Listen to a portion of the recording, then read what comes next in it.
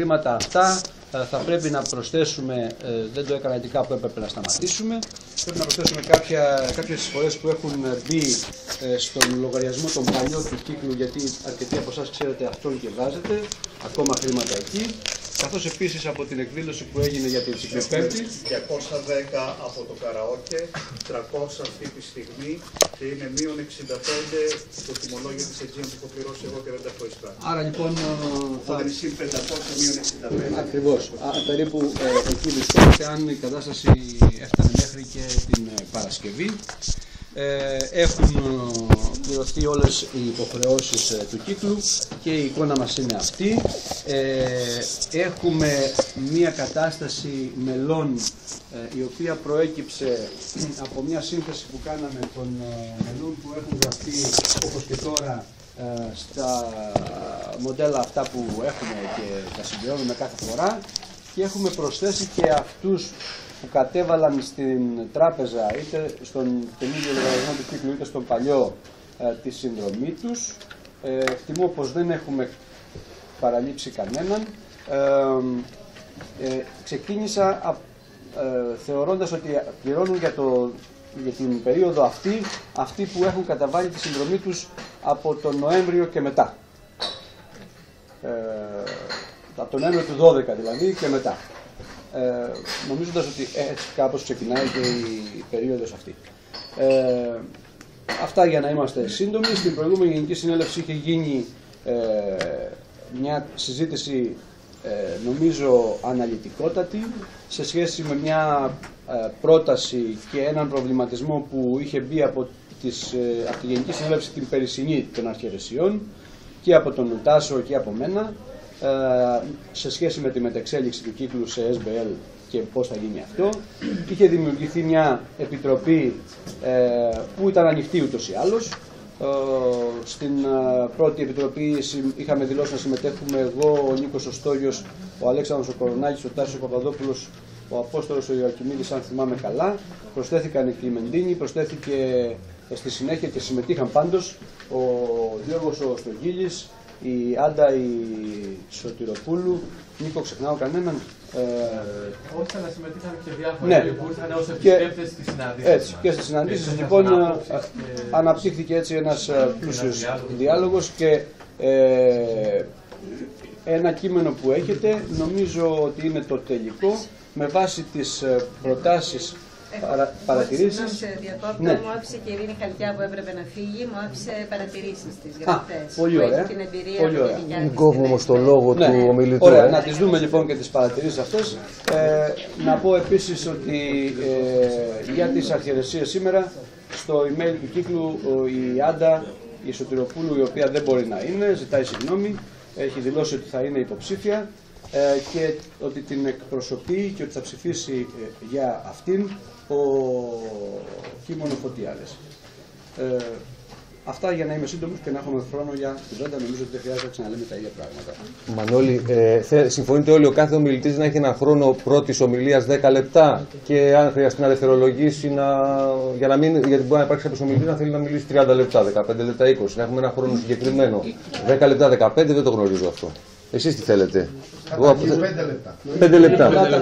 Ναι, εσείς θα μου πείτε. 5 λεπτά. 3 με 5 λεπτά. Πέστε μας ποιος είστε, να μας συστηθείτε. Λέγομαι Χαρλάφτης Άγγελος εγώ. Ναι, έτσι. τι κάνετε? Τι κάνω, το βιογραφικό μου είναι στο academia.edu. Τι να σας πω τώρα για τον εαυτό μου, δεν μου αρέσει να μιλάω, ας μιλήσει ο κόσμος γι' αυτό όταν θα έρθει η ώρα. Υπάρχει όμως το βιογραφικό μου academia.edu. Χαρλάφτης Άγγελος, άμα γράψει στο διαδίκτυο είναι γνωστό. Εγώ δεν έχω να πω τίποτα για μένα, το δείχνει η πράξη.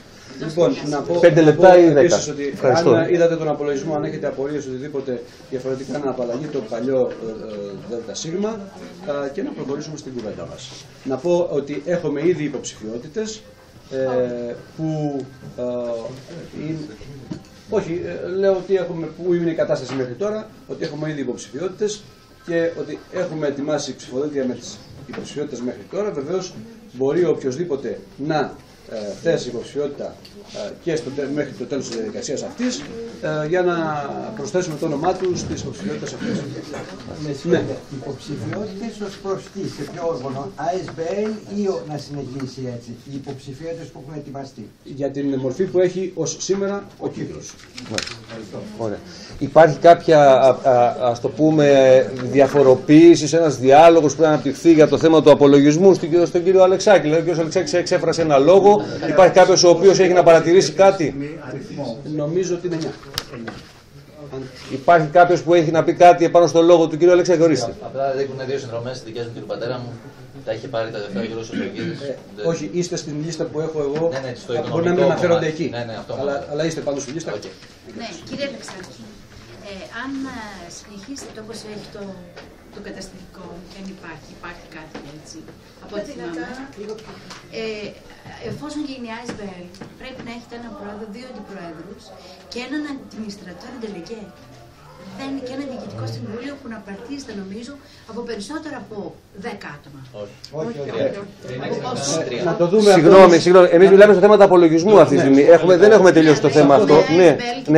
Για να μην μπερδεύουμε το λόγο κατά το γνωστό, όπως κάποιοι Εβραίοι κάναμε μια συνάντηση στην Ευρωπαϊκή Ένωση και μιλάει όποιος θέλει. Λέει Χαύρα. Εμείς δεν είμαστε Χαύρα, εκτός και αν θέλετε το κάνουμε Χαύρα. Το θέμα μας είναι ο απολογισμός. Να κλείσουμε. Ναι, αλλά το θέμα μας, να μιλήσουμε και στο μυαλό λίγο. Εγώ βέβαια δεν είμαι τόσο καλός, να είμαστε λίγο συγκρατημένοι. Απολογισμός. Επάνω στον απολογισμό υπάρχει κάποιος ο οποίος αντίκειται σε αυτά που είπε ο κύριος Αλεξάκης? Ναι, ευχαριστώ πολύ. Είμαι πολύ ωραίες καταστάσεις και τώρα έχω μια καλύτερη ιδέα και για τελευταία φορά ήμουν αυτή που ζήτησα να υπάρχουν αυτές. Να κοιτάξουμε ίσως όταν θα έρθει η ώρα για τους υποψήφιους να έχουμε κάποιον που μπορεί να κοιτάξει το θέμα το οικονομικό ή γίνει ASBL ή δεν γίνει. Νομίζω ότι να γράφουμε μία γραμμή και εισόδημα από συνδρομή και το όνομα δίπλα δεν είναι κάτι που γίνεται συνήθως σε αυτή την απολογία. Ένας και οι άλλοι, όπως είπαν, που είναι παρέα να μην γίνονται. Απ' την άλλη, μεριά θα ήταν καλά, τώρα δεν ζητάει κανείς, δεν ζητάω να τα αλλάξουμε, αλλά απλώς λέω ότι η παρουσία που θα έχουν αυτά θα πρέπει να είναι κάπως διαφορετική, όπως έχουν και σε άλλους συλλόγους, για να έχουν και να βγάλουν ένα συμπέρασμα. Παραδείγματος χάρη, εδώ γράφονται ανά ημερομηνία τι έγιναν. Καλά θα ήταν να είχαμε γενικά η τάδε εκδήλωση στήχησε τόσο και πήραμε τόσο ή κάτι τέτοιο. Έχετε κάποια ιδέα να πείτε τα έσοδα έρχονται από τα μέλη περισσότερα εκτός από τις εκδηλώσεις, δηλαδή να συγκρίνουμε κάτι. Εντάξει, να σας πω, όπως το έχω δουλέψει, δεν θα είναι όμως τα νούμερα ακριβή. Σαφώς τα έσοδα που έχουμε από τις εκδηλώσεις είναι τριπλάσια και τετραπλάσια. Περίπου αυτό είναι το νούμερο. Από ότι τα έσοδα των συνδρομών. Δηλαδή, τα έσοδα από τον κινηματογράφο είναι σαφώς αρκετά. Σε σύγκριση με τα έξοδα όμως.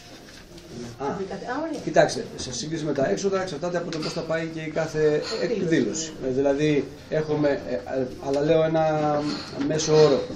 Ο κινηματογράφος, ας πούμε, είναι μια εκδήλωση που έχει συγκεκριμένα κόστη. Ποια είναι? Το κόστος της ενοικίασης της αίθουσας, που είναι 495 ευρώ για κάθε φορά, 50, αν θυμάμαι καλά. Είναι επίσης η ενοικίαση της κόπιας, που αυτό διαφοροποιείται από ταινία σε ταινία και από εταιρεία σε εταιρεία. Είναι τα έξοδα των ανθρώπων που φιλοξενούμε, του σκηνοθέτη ή του ηθοποιού ή οτιδήποτε άλλο, τα εισιτήριά του. Αυτά. Να μην σας κουράσω, δεν ζητάω τον απολογισμό, απλώς ότι όπως παρουσιάζονται δεν είναι εύκολο να τα ξέρει κανείς αυτά. Δηλαδή μπορούν να μπουν όλα ενοικίαση της αίθουσας, όλα πόσο στοιχίζουν ενοικίαση το φιλμ, όλα μετά έσοδα για την επόμενη φορά. Έχετε δίκιο, εντάξει, έχετε δίκιο. Σε αυτό που έστειλα όμως με το mail που πήγε σε 290 που έχουμε mail list, εάν δείτε κάτω τα Excel, το έχω με δύο τρόπους. Έναν με ημερομηνία και ένα κατά ενότητες. Οπότε εκεί μπορείτε να το δείτε πιο αναλυτικά. Όχι καθόλου, προς Θεού. Ναι. Ευχαριστώ και εγώ για τον απολογισμό των οικονομικών, τον οποίο δεν είχαμε την περασμένη φορά. Είναι αναλυτικός, είναι πληροφοριακός, ενημερωτικός. Βέβαια, συμφωνώ με την Ελένη ότι θα ήταν χρήσιμο να κάναμε μία αξιολόγηση ανά εκδήλωση ή έστω για ανακατηγορία εκδηλώσεων. Ας πούμε, οι προβολές ταινιών, αν τελικά, χωρίς αυτό να προδικάζει αν θα είμαστε υπέρ ή κατά, αλλά να ξέρουμε εάν συνολικά αποφέρει ή ζημιώνει το ταμείο. Αυτό το οποίο ήθελα να πω επίσης είναι, εάν δούμε το συνολικό ποσό των εσόδων, που είναι της τάξης των 21.000 για αυτό το διάστημα, εξ αυτών οι συνδρομές είναι 3.100 ευρώ. Αυτό είναι κάτι που διαφοροποιεί την τελευταία κρίση από πολλές προηγούμενες κρίσεις, με την έννοια ότι παλιότερα οι συνδρομές ήταν το κύριο έσοδο του κύκλου. Αυτό θέλω να το κρατήσουμε ως παρατήρηση, διότι ανάλογα με το τι στάση θα τηρήσουμε σε αυτό το συγκεκριμένο ζήτημα, θα εξαρτηθεί και κάποια συζήτηση που θα γίνει ενδεχομένως αργότερα. Είναι δηλαδή θέμα επιλογής, εάν τα μέλη του κύκλου θέλουν να μπουν σε μια διαδικασία μεγάλων εσόδων, οι οποίες θα επιτρέψουν μεγάλες δαπάνες, ή εάν θέλουμε να συνεχίσουμε μια παράδοση η οποία λειτουργεί πιο ταπεινά, με μικρά έσοδα και μικρές σχετικά δαπάνες. Ευχαριστώ. Εγώ ευχαριστώ. Μπορώ να πω ότι ναι, ένα σχόλιο είναι ότι εγώ μπορώ να το φτιάξω, ξέρω εγώ, φετούλες και τα λοιπά, να δείξω από κάθε ενότητα εκδηλώσεων τι είναι και να το πάρετε μέχρι την Τρίτη. Πάει στο μέσα. Όχι, να δώσω μια απάντηση ακριβώς επειδή έχω ασχοληθεί με το κομμάτι του σινεμά και το οικονομικό. Με πιο απλά λόγια, όσο η προβολή είναι ενός γνωστού προσώπου προβεβλημένου, έχει μεγαλύτερα κέρδη. Έχει όμως και μεγαλύτερα έξοδα. Δηλαδή, παραστάσεις όπως Χωραφάς, Ξανθούλης, Παπακαλιάτης, το κόστος της ταινίας είναι 1.000 ευρώ. Τη στιγμή που το γάλα κοστίζει 200. Έτσι. Λοιπόν, αλλά ανάλογα το γάλα κόβει 40 εισιτήρια και ο Παπακαλιάτης 200. Λοιπόν, οπότε αυτό σημαίνει ότι επενδύουμε λεφτά, παίρνουμε κάποιο ρίσκο, εάν τα έχουμε στη διάθεση μας ή αν τα βρούμε μέσα από χορηγούς, και φέρνουν ανάλογα λεφτά, διότι ο κόσμος δουλεύει με την αναγνωρισιμότητα και όχι την ποιότητα. Οπότε εκεί υπάρχει ένα άλλο θέμα δικό μας για το χαρακτήρα του κύκλου, τι είναι αυτό που θέλουμε να κάνουμε. Θέλουμε να κρατήσουμε μια ταυτότητα συνεφίλ, θέλουμε να κρατήσουμε μια ταυτότητα μεγάλων εμπορικών πρώτης προβολής, οι οποίες γεμίζουν τα ταμεία. Αυτό είναι ένα φιλοσοφικό ερώτημα που δεν νομίζω ότι αυτή τη στιγμή μπορούμε να το ξεκινήσουμε. Όχι, και είναι μέρος των δραστηριοτήτων. Απλώς επειδή τα μεγάλα κονδύλια παίζονται εκεί και τα μεγάλα έξοδα. Αν πούμε ότι ο πρόεδρος στα τμήματα που άγγιξαν οι εκδηλώσεις μας είναι 1/4. Είναι θέατρο, είναι μουσική, είναι φιλοσοφία, ιστορία και ούτω καθεξής. Αυτό θα το συζητήσουμε όμως στο μέλλον. Ευχαριστούμε, γιατρέ, για την παρέμβαση. Ο Τάσος λίγο αδειμονεί εδώ. Μας συγχωρείς, έτσι πήγαμε στα αυτά. Εγώ καταρχήν έχω δύο παρατηρήσεις. Ο οικονομικός απολογισμός είναι εξαιρετικός, είναι πληρέστατος, είναι καλύτερος από αυτόν που παραδίδαμε στις προηγούμενες 3 κρίσεις. Κατά συνέπεια, εγώ επί της ποιότητάς του δεν έχω καμία αντίρρηση και καμία ένσταση, ούτε ζητώ περισσότερες πληροφορίες. Νομίζω οι άλλες παρατηρήσεις, οι λοιπές που γίνανε σχετικά με το περιεχόμενο των εκδηλώσεων, το τι αποφέρουν και όλα αυτά, εμπίπτουν στο κεφάλαιο φιλοσοφία, προγραμματισμό, σκοπή. Άρα, είτε πρέπει να το συζητήσουμε μαζί με την μετατροπή, την ενδεχόμενη μετατροπή σε ΑΕΣΜΠΕΛ, πάντως πρέπει να γίνει σίγουρα σήμερα μια ανοιχτή συζήτηση και να υπάρχει μια πλειοψηφική απόφαση. Κάποιος άλλος, κάποια άλλη αντίληψη? Ναι, εγώ θα ήθελα να σε ευχαριστήσω, κύριε Αλεξάκη, για τον πλήρη απολογισμό που μας δώσατε. Θα ήθελα μόνο περισσότερα από ό,τι έχουν πει οι άλλοι να τονίσω το θέμα ότι ο κύκλος δεν μπορεί να είναι εμπορική επιχείρηση. και ότι βέβαια είναι καλό να ξέρουμε τι αποφέρει περισσότερο, αλλά αυτό δεν πρέπει να μας αποτρέπει από το να κάνουμε εκδηλώσεις οι οποίες εκ των προτέρων δεν θα είναι αποδοτικές σε χρήματα οικονομικά. Λοιπόν, αυτό το μόνο ήθελα να τονίσω. Ευχαριστούμε κύριε Ανδρονίδη, ο οποίος πρέπει να αναφερθεί, είναι και αυτός πρώην πρόεδρος. Με συγχωρείτε πριν που δεν σας ανέφερα, σας αναφέρω τώρα. Υπάρχει κάποια απάντηση? Να πω ότι συμφωνούμε απολύτως στο πνεύμα. Βεβαίως, το ποια εκδήλωση είναι επιτυχημένη ή όχι δεν έχει ως κριτήριο μόνο το τι έσοδα έχει φέρει και τι ταμείο έχει κάνει. Δηλαδή, αν θέλετε την άποψή μου, η πιο επιτυχημένη εκδήλωση που έκανε ο κύκλος τη χρονιά που πέρασε ήταν η εκδήλωση με τον Ανδριόπουλο. Γιατί για 3 μήνες 50 παιδιά δούλευαν μουσική, παραπάνω Νίκο, λοιπόν, δούλευαν μουσική και ποίηση, είχαν την ευκαιρία να γνωρίσουν έναν εξαιρετικό άνθρωπο και να παίξουν, να τραγουδήσουν μαζί του. Αυτό για μένα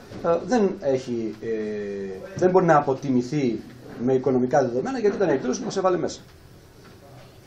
Αυτό. Υπάρχει κάτι άλλο για να κλείσουμε το θέμα του απολογισμού, να προχωρήσουμε παρακάτω? Βεβαίως. Το θέμα της αποτίμησης της οικονομικής ή όχι, θα ήθελα να πω ότι μπορεί τώρα από τη συζήτηση που κάνουμε να φαίνεται ότι κατά κάποιο τρόπο ζυγίζουμε τις εκδηλώσεις σε σχέση με το τι απέφεραν οικονομικά. Δεν είναι καθόλου έτσι, γιατί οι περισσότερες εκδηλώσεις που κάναμε δεν είχαν κάνει κανένα οικονομικό αντίκτυπο. Το φιλοσοφικό καφενείο έχει 0 έξοδα και έσοδα, οι 12 ώρες για την Ελλάδα 0. Και πολλές άλλες εκδηλώσεις που κάνουμε έχουν 0 και έσοδα και έξοδα. Άρα, μόνο ουσιαστικά το σινεμά είναι που έχει οικονομικό προφίλ. Έτσι, να μην θεωρηθεί ότι βάζουμε πάρα πολύ το μυαλό μας να δουλέψει αυτό το θέμα, όχι. Είναι μερικό. Να σημειώσω κάτι. Σε οποιαδήποτε μορφή και αν συνεχίσει να λειτουργεί ο κύκλος, ίσως θα πρέπει, σαν πρόταση είναι αυτό, στον απολογισμό των οικονομικών να γίνεται και μια μικρή πρόβλεψη για τον χρόνο ο οποίος έρχεται. Γιατί βλέπω ήδη υπάρχει ένα πρόγραμμα. Αν σε αυτό το πρόγραμμα βλέπουμε ότι με 0 ταμείο πάμε να κάνουμε 10 πράγματα ή 50 και δεν υπάρχουν λεφτά, μήπως θα πρέπει να το ξανασκεφτούμε. Ή να προτείνουμε λύσεις για το πώς μπορεί να γίνει αυτό το πρόγραμμα πραγματικότητα. Γιατί έχω δει ένα πρόγραμμα μέσα στο εξάμηνο το οποίο με το ταμείο το σημερινό δεν βγαίνει. Άρα θα πρέπει αυτοί που θα συνοδεύσουν τον κύκλο την επόμενη χρονιά να μας αποδείξουν σήμερα ότι μπορούν να τα βγάλουν πέρα οικονομικά ή να προτείνουν κάτι. Άλλος? Μόνο απάντηση στον κύριο Δήμα μπορώ να δώσω. Ο προγραμματισμός για το επόμενο εξάμηνο έχει 2 ακόμα προβολές, η μία είναι ο Άδικος Κόσμος και η άλλη είναι το Χαβιάρι. Λοιπόν, και οι 2 θα έχουν παρόμοια κοστολόγια, αλλά και παρόμοια έσοδα από τη στιγμή που δεν έχει προλάβει ο πιο πολλής κόσμος να τις δει. Άρα θα έχουμε γύρω στα 800 ευρώ κοστολόγιο, κοινώς 8 και 8.600, και θα έχουμε γύρω στις 2.000 έσοδα από την κάθε εκδήλωση. Εάν σκεφτούμε ότι αυτή τη στιγμή έχουμε 2.000 ταμείο και μάλλον 2,5, νομίζω ότι ήδη καλύπτουμε το πρόγραμμα του πρώτου εξαμήνου. Ναι, απλώς ήθελα να προσθέσω ότι προσεγγίζοντας τις εκδηλώσεις μέσα από το οικονομικό αποτέλεσμα, μπορείτε καλύτερα να προγραμματίσετε τις μέρουσες και ή να τις αποφύγετε ή να τις, αλλά νομίζω ότι αυτός ο οικονομικός προγραμματισμός μπορεί να χρησιμεύσει σαν καθρέφτης για τον προγραμματισμό του μελλοντικού. Άλλος για να κλείσουμε? Άλλη αντίληψη στο διάλογο της δημοκρατίας? Κανείς? Κύριε Αλεξάκη, κλείστε το θέμα. Νομίζω ότι ευχαριστώ όλους τους φίλους και τα μέλη του κύκλου, γιατί συντρόφισαν τον κύκλο και μας στήριξαν και οικονομικά. Και νομίζω ότι κλείνοντας πρέπει να ευχαριστήσω και τους χορηγούς που είχαμε στην τελευταία εκδήλωση, γιατί πραγματικά μας έλυσαν τα χέρια και έδειξαν και μια δυναμική που μπορεί να υπάρχει στο χώρο εδώ. Και οι 2 που είναι παρόντες μπορώ να τους ευχαριστήσω, δεν είναι κακό. Νομίζω ότι καλό είναι να είμαστε σε μία, αλλά και η υποκριτική σεμνότητα δεν οδηγεί πουθενά. Το Γιάννη το Δήμα και τον Αλέξανδρο τον Κορουνάκη, το Newsville και το New York. Και βεβαίως η Αιτζίαν που κάλυψε το στήριο του κ. Παπακαλιά, και επειδή δεν υπάρχει εδώ εκπροσωπός της, αλλά την αναφέρουμε γιατί είναι νομίζω σωστό. Ευχαριστούμε. Κλείνουμε το θέμα του απολογισμού. Προχωράμε στο δεύτερο θέμα, το οποίο είναι συζήτηση σχετικά με την λεγόμενη ASBL νομική μορφή. Ποιος θα είναι εισηγητής στο θέμα αυτό? Νομίζω ο Νίκος Οστόγιος είναι αυτός που έχει χειριστεί το θέμα. Ωραία. Ναι, εγώ χειρίστηκα το θέμα σε επίπεδο επεξεργασίας καταστατικού. Αν έχεις την καλοσύνη, σίγουρα σε βλέπουμε λίγο. Εγώ χειρίστηκα το θέμα σε επίπεδο επεξεργασίας καταστατικού και σε επίπεδο υλημένων αποφάσεων Γενικής Συνέλευσης.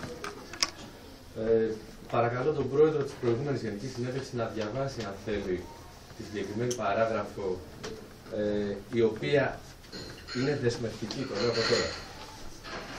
Είναι δεσμευτική απόφαση της Γενικής Συνέλευσης ότι ο κύκλος μετατάσσεται σε ASBL, προκειμένου να προχωρήσουμε στο επόμενο στάδιο της συζήτησης επί των άρθρων, αν υπάρχουν ενστάσεις. Δεσμευτική η προηγούμενη. Εγώ έμαθα, δεν ήμουν παρόν, γι' αυτό κοιτάω συγγνώμη. Εγώ έμαθα ότι ανετέθη σε μια επιτροπή να εξετάσει εάν ή όχι και να μας παρουσιαστεί σήμερα η απόφαση να μας δώσουν. Αυτό έμαθα, όχι, με συγχωρείτε, τώρα αν άλλοι παρόντες μου με διαβεβαιώσουν ότι αυτοί είναι, δεν Παρακαλώ τον πρόεδρο να διαβάσει το πρακτικό της συνέλευσης για να συζητάμε επί συγκεκριμένου. Τελικά το Σώμα αποφάσισε με πλειοψηφία ότι τίθεται καταρχήν θετικά ως προς τη μετατροπή του κύκλου σε σωματείο και ανατέθηκε σε ομάδα εργασίας να παρουσιάσει την επόμενη Γενική Συνέλευση σχέδιο καταστατικού ώστε να συζητηθεί αναλυτικά και να ληφθεί η τελική απόφαση.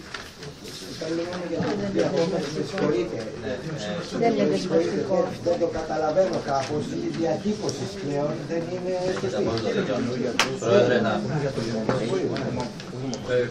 Μπορώ να επανέλθω και εγώ, αλλά για να πούμε το διάλογο να κυλήσει. Απλά να πω κάτι. Εγώ, όπως κατεδείχθηκα, δεν ήταν ακριβώς έτσι όπως έχει διατυπωθεί. Όχι για να δειχθεί η τελική απόφαση, αλλά για να ψηφιστεί το καταστατικό που θα παρουσιάζαμε. Κομμάτι-κομμάτι. Έτσι διατυπώθηκε η ερώτηση. Καταστατικό ASBL ή καταστατικό ASBL. Ψηφίσαμε γι' αυτό, αν δεν κάνω λάθος. Αυτό ακριβώς. Και ο Τάσος κάποια στιγμή υπήρχε ένας ωραίος όρος, ένα επίθετο που δεν γνωρίζω και λέω τι σημαίνει αυτό και το εξής, ότι όταν παίρνει την απόφαση τη μετατραπτική. Μπορείς να το εξήγεις μάλλον.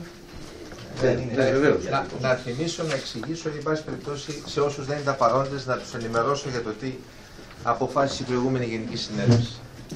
Ελήφθη μια απόφαση επί της αρχής, όχι επί των άρθρων. Η απόφαση όμως επί της αρχής ισχύει και είναι δεσμευτική για αυτή τη Γενική Συνέλευση. Μπορεί παιδιά, γιατί δεν το κλανάτε, όπως το εξηγείτε τώρα το επί της αρχής, εγώ που δεν είμαι νομικός, εγώ που δεν είμαι νομικός το καταλαβαίνω. Αυτό μπορούμε να το τροποποιήσουμε. Η διατύπωση αυτή, όταν φτάνει ένα τέτοιο στα χέρια μου, με αφήνει το λιγότερο με ερωτηματικά. Αυτό μπορεί να τροποποιηθεί στο άρθρο 8. Αλλά ας συμφωνήσουμε για το ποια είναι τα γεγονότα και μετά θα δούμε πώς θα τα διατυπώσουμε. Γιατί πρέπει να συμφωνήσουμε για τα γεγονότα. Μα είναι συμφωνημένο. Να κάνω μία παρέμβαση, συγγνώμη. Γιατρέ, μία παρέμβαση. Κύριε Ακημίδη, έχετε την καλοσύνη να μας δώσετε λίγο αυτό που διαβάσετε, γιατί, μπράβο. Όχι. Νομίζω ότι αυτή η Γενική Συνέλευση πρέπει να εγκρίνεται και πρακτικά την προηγούμενη. Δηλαδή τελικά το Σώμα αποφάσισε με πλειοψηφία. Συγγνώμη λίγο. Να το διαβάσουμε, μήπως υπάρχουν κάποιοι που δεν το καταλαβαίνουν, έτσι. Τελικά το Σώμα αποφάσισε με πλειοψηφία ότι τίθεται καταρχήν θετικά ως προς τη μετατροπή του κύκλου σε σωματείο. Καταρχήν θετικά, αυτό δεν είναι δεσμευτικό. Καταρχήν θετικά δεν είναι δεσμευτικό. 2 λεπτά, παιδιά, να διαβάσουμε βεβαίως. Να διαβάσουμε και θα συζητήσουμε μετά. Ως προς τη μετατροπή του κύκλου σε σωματείο. Και ανατέθηκε σε ομάδα εργασίας, η οποία δεν γνωρίζουμε ποια είναι, να παρουσιάσει. Την ανακοινώσαμε πριν λίγο. Ναι, θα την πούμε και πάλι και τώρα, είναι κακό. Όχι.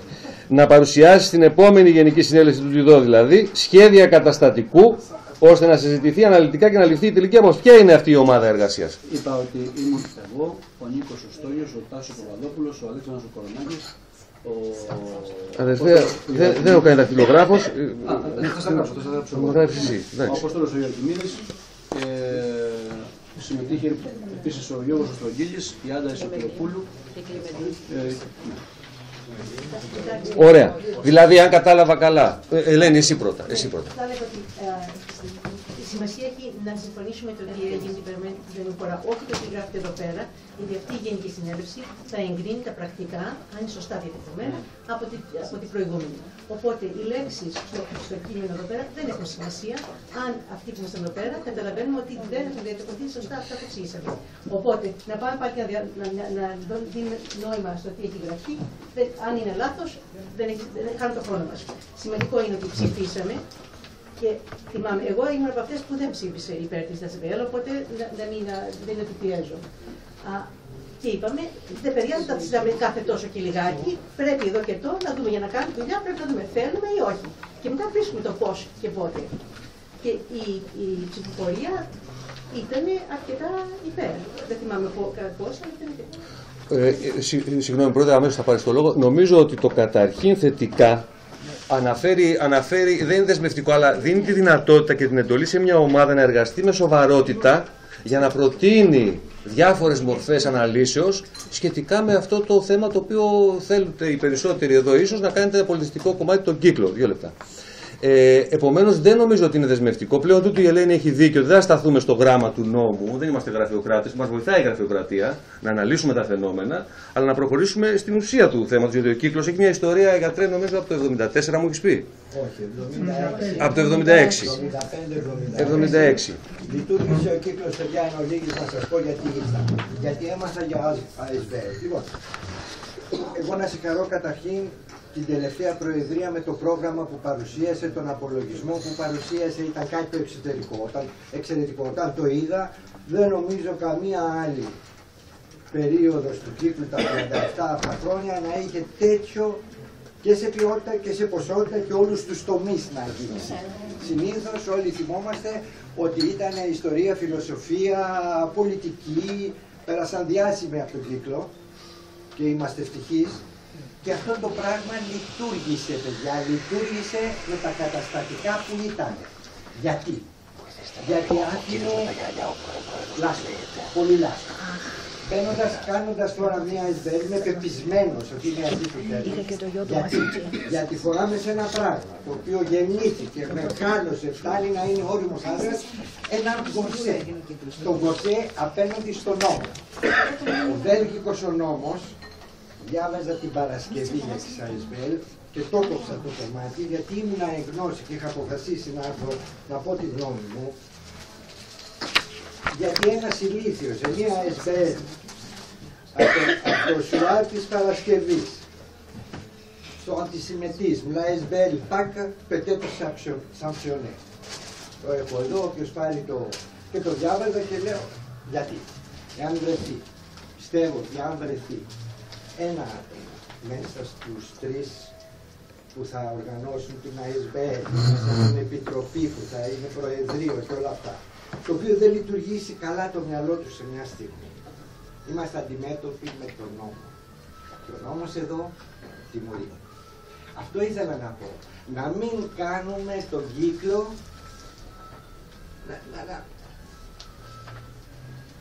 να είναι στα χέρια μιας ανοησίας, μιας περισκεψίας.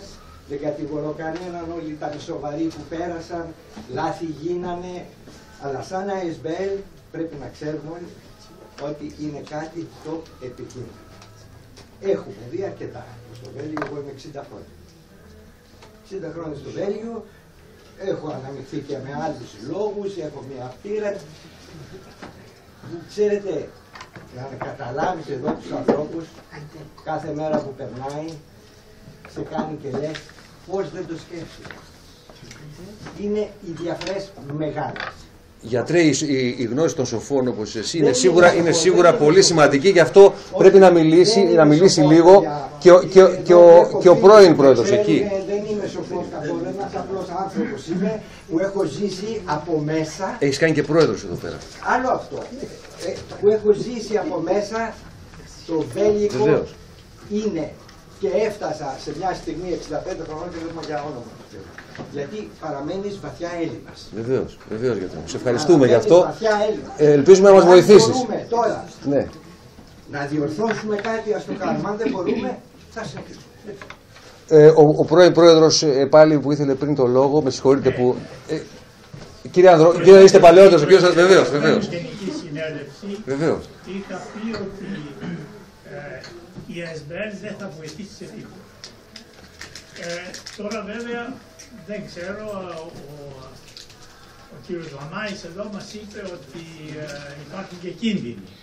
Αυτό εγώ δεν το είπα και ίσως αυτοί οι κίνδυνοι να είναι ίσως μικροί από εμάς, γιατί όλοι λειτουργούμε με κάποιο ορθολογισμό.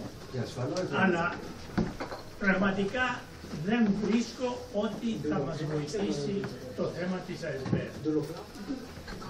Κύριε Αντρονίδη, ευχαριστούμε πάρα πολύ. Το λόγο έχετε εσείς. Ευχαριστώ. Εγώ δεν θέλω να πάρω θέση τώρα ως προς το περιεχόμενο, αλλά ως προς τη διαδικασία, γιατί αυτό εγέρθηκε ο ζήτημα και πρέπει πρώτα να το ξεκαθαρίσουμε αυτό και μετά τα υπόλοιπα. Λοιπόν, η συζήτηση που έγινε την περασμένη φορά ήταν αρκετά περίπλοκη έως διακρινόταν από σύγχυση.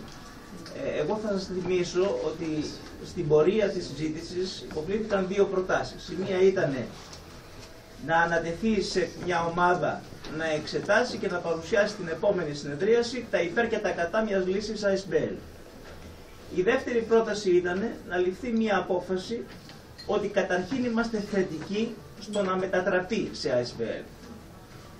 Η δεύτερη πρόταση ετέθησε σε ψηφοφορία και υπερψηφίστηκε. Η πρώτη πρόταση δεν τέθηκε σε ψηφοφορία και εγώ διαμαρτυρήθηκα εκείνη τη στιγμή 2 φορές, πράγμα που αποφεύγω να το κάνω. Λοιπόν, αυτή τη στιγμή έχουμε μια διατύπωση η οποία στην διατύπωσή της αφήνει αρκετά ανοιχτά τα πράγματα.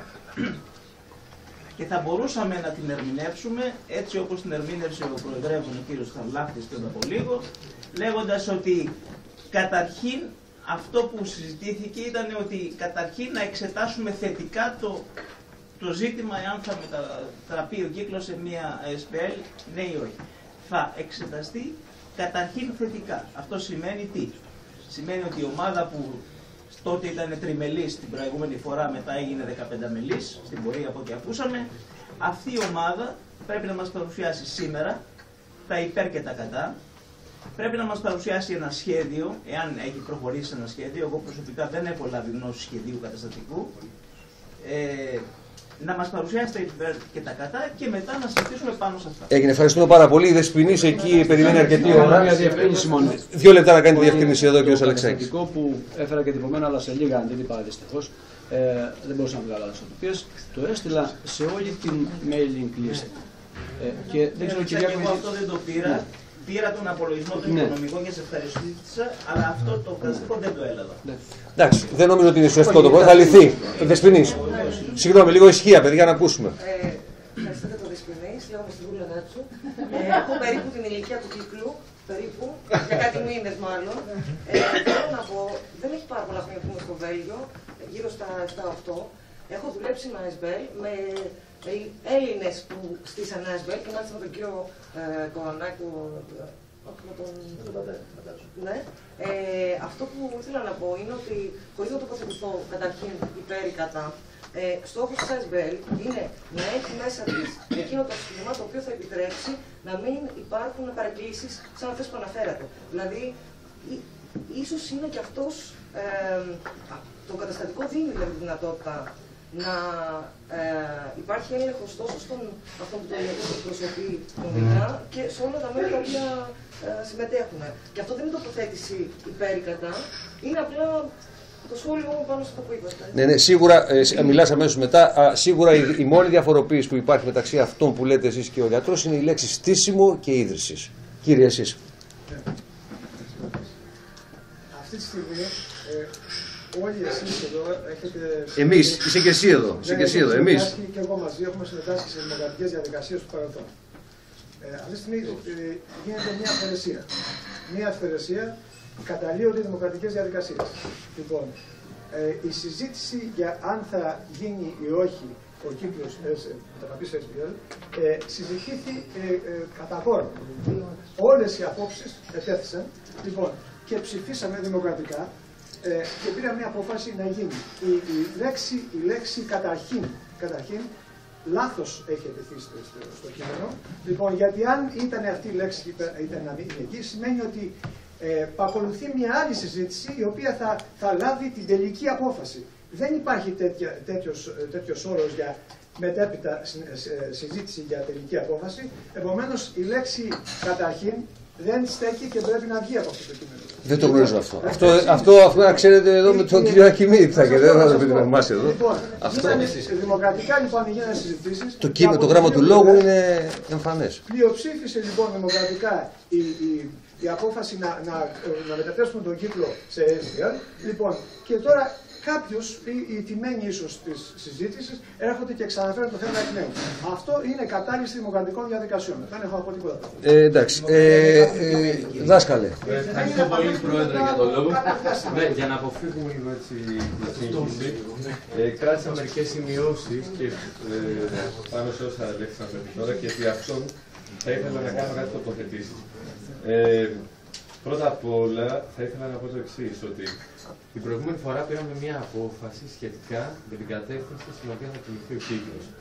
Θέλαμε τον κύκλο των εκδηλώσεων του φιλοσοφικού καφενείου ή θέλαμε ένα κύκλο, χωρίς να το υποτιμώ προς Θεού, είπαμε ότι οποιαδήποτε κίνηση γίνει θα γίνει με σεβασμό στην ιστορία του κύκλου, ή θέλουμε ένα κύκλο που θα μπορέσει να στήσει πληθώρα πολιτιστικών εκδηλώσεων διαφορετικού προϋπολογισμού και αυτός ακριβώς ο προϋπολογισμός προϋποθέτει και διαφορετική οργάνωση. Η Γενική Συνέλευση την προηγούμενη φορά, και παρακαλώ να με διαψεύσετε αν το εξέλαβα λάθος εδώ, ετέθη με μεγάλη πλειοψηφία υπέρ της δεύτερης λύσης. Και μάλιστα συζητήσαμε και επί μακρόν επί των όρων οι οποίοι χρησιμοποιήθηκαν τέλος μας αυτή τη συζήτηση, το πολιτιστικό προϊόν το οποίο θα προωθήσει ο κύκλος κτλ. Αυτή ήταν η τεχνική όρη οι οποίοι χρησιμοποιήθηκαν. Το ερώτημα δηλαδή στο οποίο απάντησε η προηγούμενη Γενική Συνέλευση είναι αν θέλουμε ένα κύκλο ενός κύκλου εργασιών των 3.000 ευρώ, το οποίο είναι οι συνδρομές των μελών και με τα οποία μπορούμε να καλέσουμε έναν συγγραφέα, ή αν θέλουμε ένα κύκλο που θα μπορέσει να καλέσει έναν Θάνο Μικρούτσικο, έναν Ηλία Ανδριόπουλο, 2, 3, 5 συγγραφείς, έναν κύκλο ο οποίος θα μπορέσει στα πλαίσια της ενδεχόμενης ελληνικής προεδρίας, όχι μιας ενδεχόμενης, της ελληνικής προεδρίας του χρόνου, να κάνει 5 εκδηλώσεις άλλου επίπεδου και φυσικά με σεβασμό στην ιστορία ένα κύκλο που διατηρεί το καφενείο και όλες τις εκδηλώσεις μέχρι τώρα. Νομίζω ότι η συνέλευση την προηγούμενη φορά είχε πάρει ξεκάθαρη θέση. Τώρα, σε ό,τι αφορά τους όρους, υπάρχει το καταρχήν και το καταρχάς. Και η κυρία Σαλτουρίδη, η οποία είναι φιλόλογος, μπορεί να μας διαφωτίσει σχετικά με το τι εννοούμε καταρχήν και καταρχάς. Θα μπορούσαμε να το αποφύγουμε το καταρχάς για να προς αποφυγή της σύγχυσης.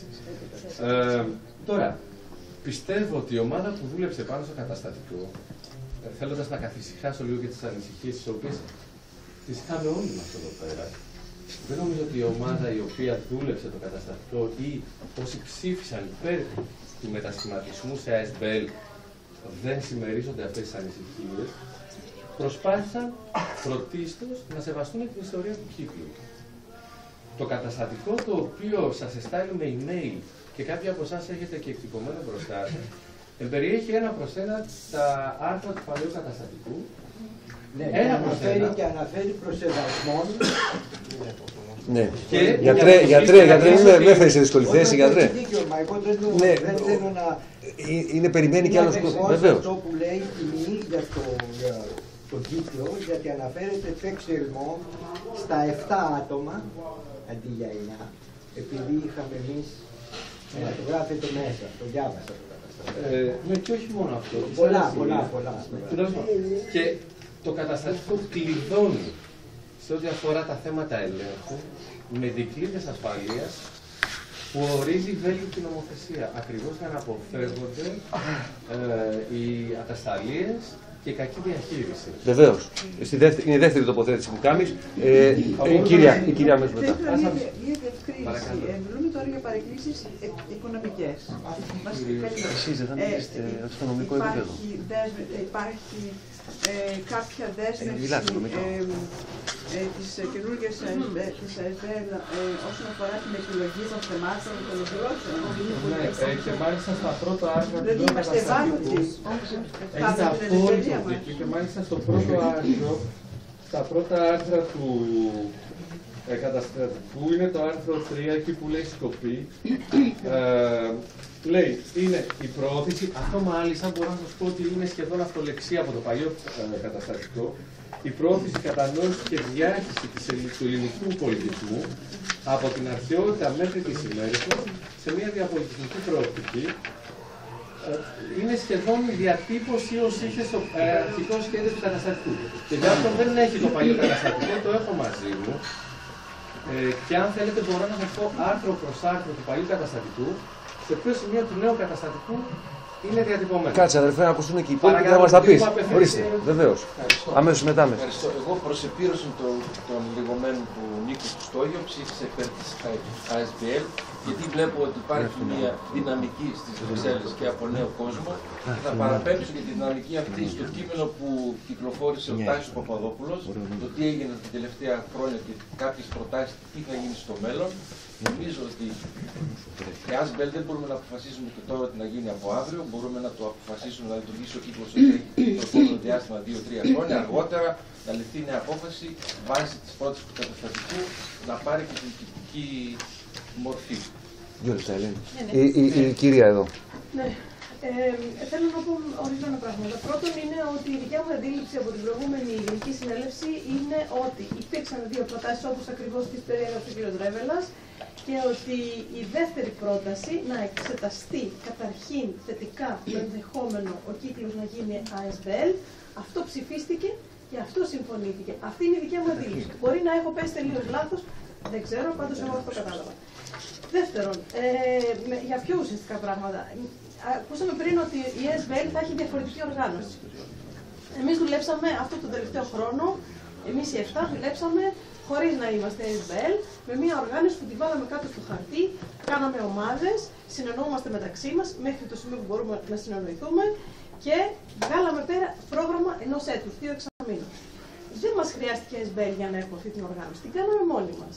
Δεν ξέρω τι θα μας προσφέρει. Μπορεί και να μας προσφέρει και να μου διαφέρει αυτή τη στιγμή, αλλά θα ήθελα κάποιος να μου το πει καθαρά.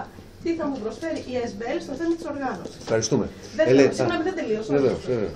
Είπαμε ότι η ASBL θα μας δώσει τη δυνατότητα να έχουμε συγγραφείς VIP και δεν ξέρω ποιους άλλους καλεσμένους, τους είχαμε ήδη, χωρίς να είμαστε ASBL. Σε πολλές περιπτώσεις. Τρίτον, είπαμε ότι η ASBL κλειδώνει σε θέματα διαφάνειας. Εγώ δεν αισθάνθηκα ότι υπάρχει καμία διαφάνεια μέχρι στιγμής. Αυτό θέλω να καταφέρω. Τρίτον και τελευταίο, όσον αφορά τη δυναμική που δημιουργείται στις Βρυξέλλες με νέο κόσμο, σίγουρα το βλέπουμε όλοι. Δεν καταλαβαίνω πάλι η ASBL τι είναι αυτό που θα μας προσφέρει όσον αφορά την προσέγγιση και τη δυναμικότερη προσέγγιση του κύκλου σε σχέση με τον ελληνισμό, το νέο και το φρέσκο που έχει έρθει στις Βρυξέλλες. Αν κάποιος μπορεί να με διαφωτίσει αυτά, θα χαρώ πάρα πολύ και θα μου λυθεί μια απορία. Ευχαριστούμε πάρα πολύ. Ελένη. Συμφωνώ και με την Ομιλήτρια και με τον Αγγελίδη. Αλλά τώρα νομίζω δεν θέλω να περάσουμε άλλες 2 ώρες, να στήσουμε αυτό που συζητήσαμε την περασμένη φορά για 2 ώρες. Οπότε, κάνω πρόταση, η Γενική Συνέλευση είναι ότι αλλάζουμε τα πρακτικά και λέμε ότι δεν ήταν αντίθεται καταρχήν θετικά, αλλά ψηφίστηκε και αποφασίστηκε ότι θα μεταφεί σε ASBL. Γιατί αυτό έγινε, παιδιά. Εντάξει. Και εγώ ήμουν αυτή που δεν καταλαβαίνω ότι θα γίνει υπέρ ή κατά, αλλά ούτε θα κερδίσουμε, αλλά ότι μπορεί και να χάσουμε. Η ιδέα είναι όμως δεν μπορούμε να χάνουμε όλο τον καιρό μας να ζητάμε το ίδιο θέμα ξανά και ξανά. Και αυτό υπόθηκε πολλές φορές την άλλη φορά, παιδιά. Δεν θα πάμε από μια στην άλλη για να συζητήσουμε το ίδιο θέμα. Έχεις δίκιο, Ελένη. Έχεις δίκιο, αλλά όμως γιατί το γράψαν έτσι τώρα. 2 λεπτά, με συγχωρείς. Αν το αλλάξουμε, να ψηφιστεί η αλλαγή, μετά βλέπουμε και προχωράμε και δεν το συζητάμε και το ίδιο. Γιατί έχουμε μπερδευτεί. Ο κ. Ανδρονίδης, να μας πει και ο κ. Ανδρονίδης. Χωρίς βέβαια να αλλάξω τη γνώμη που είχα γι' αυτό, νομίζω ότι το καλύτερο πράγμα για να μην συνεχιστεί αυτή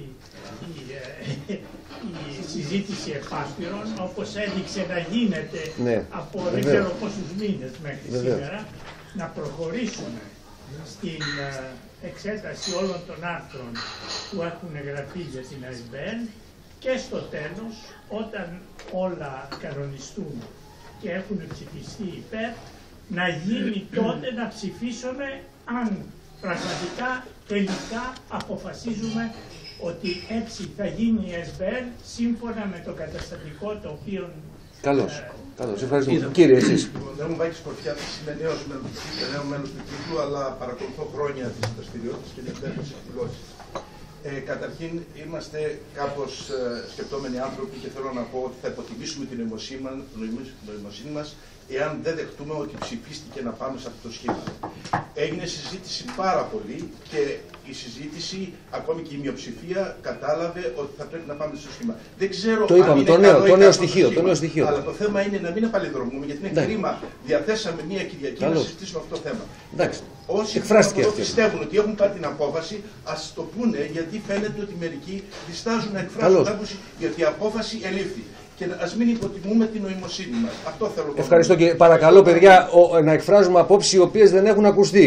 Αν είπε Φερρυπίν εξέφραση μία άποψη η Ελένη, μην επαναλαμβανόμεθα. Συγγνώμη, εγώ είπα, έβαλα πρόταση. Όχι, πρέπει να ψηφιστεί, πρέπει να γίνει δεκτή. Δεν είπα να ζητήσω και αυτή είναι η γνώμη μου. Είπα ότι εγώ προτείνω να αλλάξει. Ναι, βρε Ελένη μου.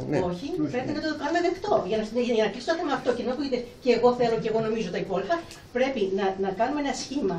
Το τι πιστεύουν σωστό είναι η σωστή αντίληψη και η παρουσία των πραγμάτων που έγιναν και με ψήφο να δεχτούμε. Έγινε, φίλε μου. Ναι, Γιάννης Πετρακάκης λέγομαι. Ναι, κύριε εγώ ήθελα να σας υπενθυμίσω ότι στην περασμένη συζήτηση, ναι μεν ψηφίσαμε και έχουμε τώρα μια διατύπωση ότι αποφασίστηκε, αλλά στη συζήτηση είχε διαφανεί ότι δεν ήταν ακριβώς σαφές ποιος είναι ο στόχος του κύκλου. Εάν θέλουμε λοιπόν τον κύκλο τώρα να τον κάνουμε νομικό πρόσωπο, πρέπει ο στόχος να καθοριστεί. Κατά συνέπεια, ο στόχος εμένα δεν μου φαίνεται ότι... Μην παλιδρομούμε, κύριε Πετρακάκη, πολύ σωστά. Ευχαριστούμε. Στην ιστορία του κύκλου. Συμφωνώ με τον κύριο Ανδρονίδη ότι δεν έχει μιλήσει αυτός εδώ. Όταν ο στόχος θα έχει καθοριστεί. Συνεπώς νομίζω ότι όλη η συζήτηση είναι κάπως προθύστερο. Ευχαριστούμε για το διάλογο. Ευχαριστούμε. Αδερφέ. Την προηγούμενη φορά ανέβηκαν αρκετά οι τόνοι γιατί θέλαμε ακριβώς να είναι ξεκάθαρο το τι ψηφίζουμε. Αυτό που ψηφίσαμε είναι το αν θέλουμε να γίνει ΑΣΜΠΕΛ, ο κύκλος. Και εφόσον θέλουμε να βγει ένα καταστατικό και να συζητήσουμε άρθρο-άρθρο. Εντάξει κύριε Κορονάκη, έγινε κατανοητό αυτό. Αλλά κύριε Ακημίδη, εσείς φτιάξατε εδώ ένα κείμενο το οποίο ήρθε στα χέρια μας. Δεν γύρισε προτού να παρουσιαστεί αυτό το κείμενο σε εμάς, σε όλους να το δουν, να πούνε παιδιά, ναι έτσι έγινε, θα το διορθώσουμε αυτό. Δεν έγινε αυτό. Τότε γιατί δεν εκφράστηκε διαφωνία πάνω στο κείμενο αυτό και βασίζεται το κείμενο έτσι. Δεν κυκλοφόρησε. Δεν έπρεπε να κυκλοφορήσει αυτό. Α, μάλιστα. Εντάξει, τα δέχεται η Γενική Συνέλευση ή δεν τα δέχεται. Κίμωνα μου επιτρέψει, έχουμε τον επίτιμο εδώ πέρα. Κάθε χρόνο. Επίτιμος μετά το 92. Μα είναι πάλι στο περιθώριο. Είναι ούτως ή άλλως στη γωνία. Είναι, του αρέσει συμβολικά. Του αρέσει αυτός είναι. Καλώς.